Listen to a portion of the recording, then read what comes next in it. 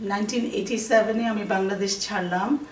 তো তখন তার আগে থেকে আমার ইচ্ছা ছিল যে বাংলাদেশের মানুষের জন্য কিছু করার, স্পেশালি বাচ্চাদের জন্য কিছু করার, বিকজ আই লাভ কিডস। আর তো আমি কানাডায় এসেছি almost 14 years।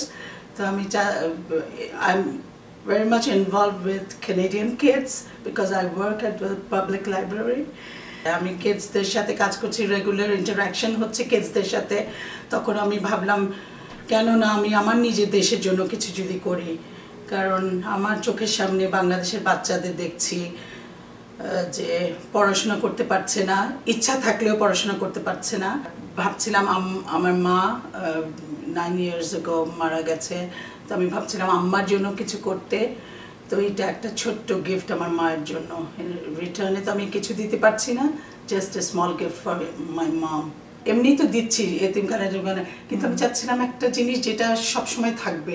It is not 3 years ইয়ে। প্রথমে আমি ভাবছিলাম যে আচ্ছা 1 year, তারপরে আমার মন হলো না আম্মার জন্য কি আমি করতে পারি না।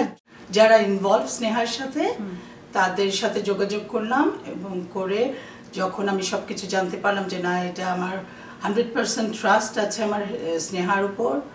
সো স্নেহার থ্রুতে আমি কিছু করতে চাইলাম এবং ভবিষ্যতেও আমি স্নেহার সাথে থাকবার আশা পোষণ করছি।